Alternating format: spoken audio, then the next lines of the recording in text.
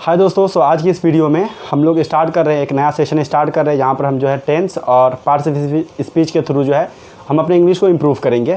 सो मेरी फोकस जो है हमेशा दोस्तों होता है ESL पे, ESL जिसका मतलब होता है English as a second language. So मैं इंग्लिश को एज अ सेकेंड लैंग्वेज पढ़ा हूँ, तो मैंने बहुत सारे बैरियर्स और चैलेंजेस फेस किया है और मैं पूरा श्योर हूँ कि आपने भी ऐसी कई सारी चीज़ें फेस किया होगा। सो इस सेशन के थ्रू जो दोस्तों, इस सीरीज़ ऑफ लेक्चर के थ्रू जो है दोस्तों, आप कहीं ना कहीं अपने इंग्लिश को ज़रूर इंप्रूव कर सकते हैं, मैं आपको ये श्योर कर सकता हूँ। और सबसे जो ज़रूरी बात रहेगी दोस्तों वो ये आपको बताना है कि मैं आपको इस तरह से पढ़ाऊँगा ग्रामर को, आपको लगेगा ही नहीं कि आप ग्रामर पढ़ रहे हैं, और एट द सेम टाइम आप बहुत सारी चीज़ें सीखते भी चलिएगा और आपको कोई फॉर्मूला, कोई चीज़ याद करने की ज़रूरत नहीं पड़ेगी। और मैं आपको यकीन दिलाता हूँ कि काफ़ी आसान और सहज तरीक़ा से होगा, जिसके थ्रू आप जो ग्रामर को जो बहुत इंटरेस्टिंग वे में समझ सकते हैं। चलिए हम लोग स्टार्ट करते हैं, फिर आपको खुद ब खुद समझ में आ जाएगा मैं पढ़ाने का तरीका। सो दोस्तों, जब मैं इंग्लिश पढ़ाने की बात करता हूँ ना, सो आपको सिर्फ दो चीज़ें सीखनी होती है।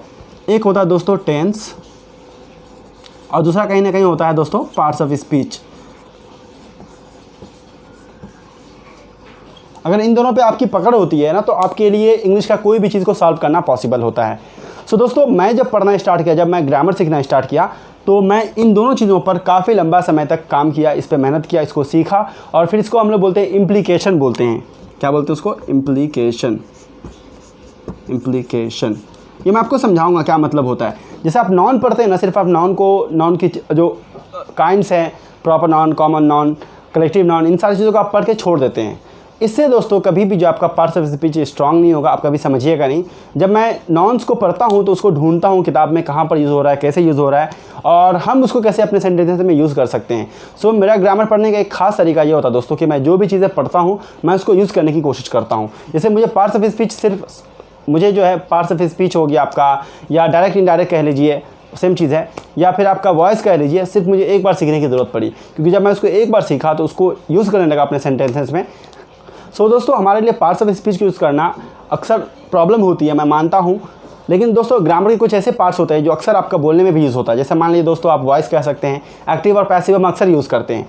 कभी हम लोग बात करने में दोस्तों एक्टिव यूज़ करते हैं, कभी पैसिव यूज़ करते हैं, और जहाँ पर पैसिव की ज़रूरत पड़ती है आप वहाँ पे पैसिव यूज़ कीजिए, और इस तरह से आप ग्रामर आप कभी नहीं भूलिएगा। तो चलिए मैं आपको दिखाता हूँ अपने ग्रामर पढ़ाने का तरीका, जिसके थ्रू आप इजीली सीख सकते हैं।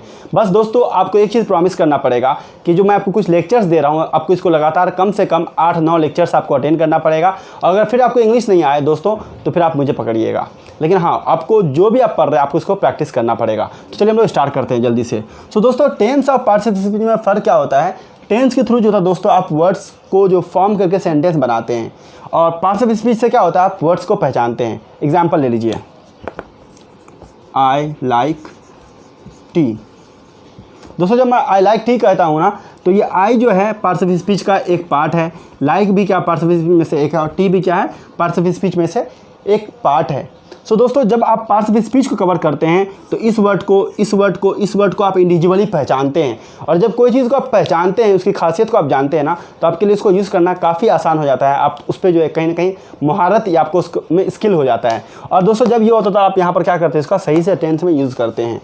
सो दोस्तों, हमें प्रॉब्लम कहाँ पर आती है कि हमारा पार्ट्स ऑफ स्पीच सही नहीं होता है, और इसकी वजह से क्या होता है? हम वर्ड्स को पहचान नहीं पाते हैं, जिसकी वजह से हम कभी इसको कॉन्फिडेंटली यूज़ नहीं कर सकते हैं।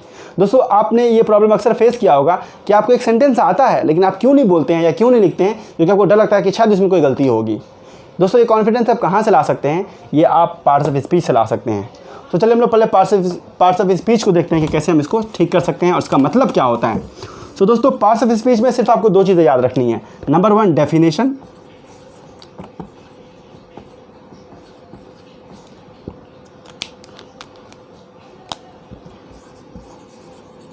और नंबर 2 में दोस्तों यूजेज।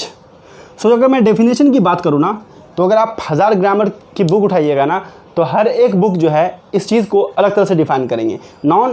हर बुक अलग तरह से डिफ़ाइन करेंगे, और कोई यूनिवर्सल रूल नहीं है कि आपको उसी तरह से डिफ़ाइन करना पड़ेगा। सो आपको डेफिनेशन का मतलब कोई चीज़ को रटना नहीं है, बल्कि आपको उसको समझ के उसको याद रखना है। और दूसरी चीज़ है कि उसके क्या यूसेज होता है, किस तरह से उसको यूज़ किया जाता है। ठीक है, चलिए हम लोग देखते हैं पार्ट्स ऑफ स्पीच क्या क्या है। सो ईजी वे में दोस्तों है, हम इससे याद कर सकते हैं। नाउन, ये आपको पता होगा, लेकिन फिर भी मैं एक बार आपको बता दे रहा हूँ, क्योंकि यहाँ पे एक ज़रूरी चीज़ निकल के आएगा, मैं आपको आगे बताऊँगा। Pronoun,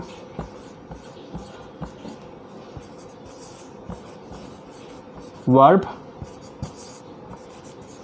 adverb,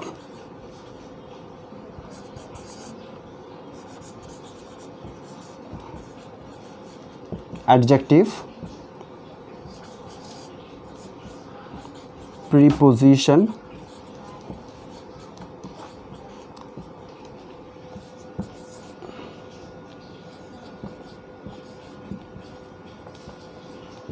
conjunction and lastly interjection.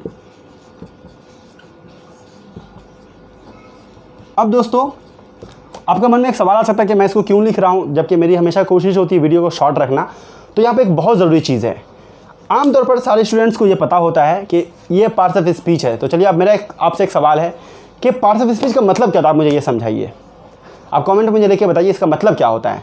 Yes, parts of speech पता है मुझे 8 है, लेकिन इसका मतलब क्या होता है अगर आपको पता होगा दोस्तों तो मैं आपको बता रहा हूँ पार्ट्स ऑफ स्पीच का मतलब क्या होता है कि सेंटेंस में जितने भी वर्ड्स आते हैं ना, वो सब के सब इन 8 में से एक ना एक ज़रूर कुछ होगा। यानी इन शॉर्ट हम ये कह सकते हैं कि इंग्लिश में जितने सारे वर्ड्स हैं वो सब के सब यहाँ से कुछ ना कुछ ज़रूर होंगे। इससे बाहर सिर्फ एक चीज़ है दोस्तों, जिसे हम क्या कहते हैं, आर्टिकल। सिर्फ आर्टिकल इसमें मेंशन नहीं है, बाकी तमाम जो वर्ड्स है इसमें रहता है। सो दोस्तों अगर हम इन सारी चीज़ों को पढ़ेंगे तो मेरा फ़ायदा क्या होगा, हम तमाम वर्ड्स को पहचान सकते हैं। ऑफ कोर्स आपको उसको प्रैक्टिस करने में, पहचानने में थोड़ा टाइम लगेगा, लेकिन क्या होगा दोस्तों, आप वर्ड्स को ईजिली पहचान पाइएगा। और जब आप वर्ड्स को पहचान पाइएगा तो आपको इसका यूज़ करना आपके लिए काफ़ी आसान हो जाएगा। तो दोस्तों हम यहाँ पर यही करेंगे कि हम इसको क्या करेंगे, इसका यूसेज को देखेंगे, कैसे हम इसको पहचान सकते हैं, और उसको बाद में हम लोग क्या करेंगे दोस्तों, टेंस में इसको लाकर टेंस में इसको। अब देखो टेंस क्या होता है दोस्तों, आपको पता, जैसे मान कह रहा हूँ मैं मैंगो आई ईट। तो दोस्तों आपको पता है पार्ट्स ऑफ स्पीच में क्या है, ये नाउन है, आई प्रोनाउन है और ईट वर्ब है। लेकिन अब इसको कैसे हम सजा के बोलेंगे ताकि एक ख़ास वक्त में मुझे ये टाइम बताए उस हुआ है या होगा या हो रहा है, इसी को दोस्तों हम लोग कहते हैं टेंस। ठीक है। सो दोस्तों अगर आपको ये आता है तो ये कहीं ना कहीं आपको ये भी आ जाएगा, या अगर आपको ये आता है तो उसके लिए आपको ये आना ज़रूरी है। सो ये पहला स्टेज है, इसको हम लोग क्या, इसको थ्योरेटिकल पार्ट कर सकते हैं, इसी का यहाँ पे हम लोग प्रैक्टिकल यूज़ देखते हैं।